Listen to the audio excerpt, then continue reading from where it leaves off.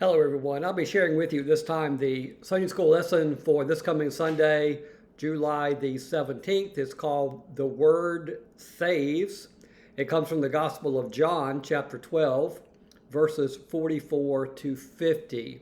The setting is the last week of Jesus' earthly life, what we call the Passion Week or Holy Week. Jesus had already entered Jerusalem on Palm Sunday. He is a hero among many Jewish people.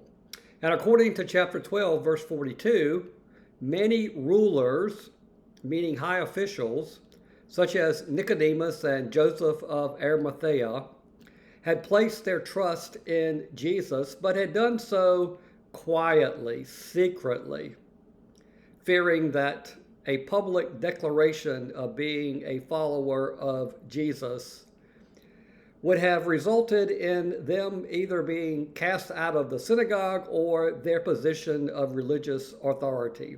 It was a difficult place for them to be in, for sure. In verse 43, John said, quote, "They loved human praise more than praise from God." That is the human dilemma. All of us like getting praise from our family and friends, but would we do so at the expense of our Christian faith? Difficult question. Jesus had spent 3 years traveling all over Israel. Most of the time he had been in Galilee to the north around the Sea of Galilee, or as it's called, the Lake of Gennesaret. But he had also spent considerable time in and around Samaria and Judea, particularly Jerusalem. Everybody knew something about Jesus. At least everyone had an opinion about Jesus. What are some of those opinions that people had? Well, for some, Jesus was a phony, a fake. For some, Jesus was a ghost, a undescribable spiritual being. For some, he was a prophet, perhaps a great teacher. For some, he was a good man. But for those who believed, Jesus was Messiah, and everything he claimed to be was true. Jesus is God. In 3 years' time, Jesus had seen a little bit of everything.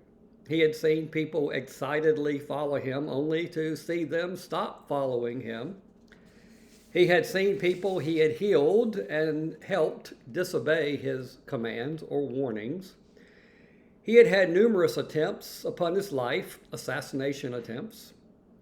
He had had moments when everyone loved him, and he would see the tide of popular opinion turn against him.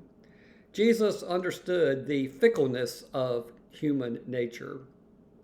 In our passage today, Jesus makes some important big announcements, or what I would call spiritual teachings about himself. These are leadership lessons. They are also faith lessons.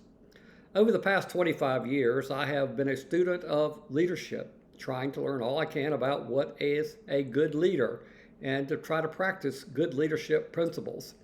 John Maxwell says that leadership is influence, nothing more, nothing less, influence. Yet Jesus' leadership was different than yours or mine. Let me break these teachings down for you into 4 coming from our passage for today. First, if you believe in Jesus, you believe in God, verses 44 to 45. If you believe in Jesus as the Son of God, you believe in God as God the Father. You understand the relationship, this amazing relationship between Father and Son. If you don't understand or believe this relationship, well, you don't have true saving faith. The second is Jesus is the light of the world, verse 46. Of all the images used to describe Jesus, the image of light is the most appropriate. Without light, we would not be able to live. Imagine, what if the sun, meaning our sun, exploded and disappeared?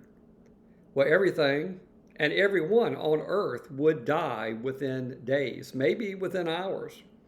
And even if we could survive, we would not be able to do anything constructive because we would be walking in darkness. None of us wants to experience that kind of physical darkness. And Jesus wants us to experience light, spiritual light. Not spiritual darkness, but spiritual light. Thirdly, Jesus came to save the world, not judge the world, verses 47 to 49. Think of the people that Jesus came to save. The Samaritans, Zacchaeus, a super bad tax collector, Matthew, who was also a tax collector, the woman caught in adultery, Mary Magdalene, who was possessed with 7 demons. They were representative of the types of people that Jesus ministered to and even hung around. Jesus ate with sinners. Jesus lived among sinners. Jesus was not judgmental, but realizing that Jesus of Nazareth came to save, not judge, when Jesus comes the second time, he will indeed be the judge, no question. Let me quote page 50 of the Learner's Guide. Jesus was referring to a future period of judgment that would take place during his second advent, which means coming. He may be referring to what is known as the sheep and goats judgment. Matthew 25, verses 31 to 46, when Jesus will judge the nations and put the sheep on his right side and the goats on his left side. The righteous sheep, who lived in agreement with his teachings, will be rewarded for how they lived. The goats who opposed Jesus will be eternally punished for their indifference. And sometimes we speak of the final judgment as the great white throne judgment. And then fourth, Jesus speaks the words of God the Father.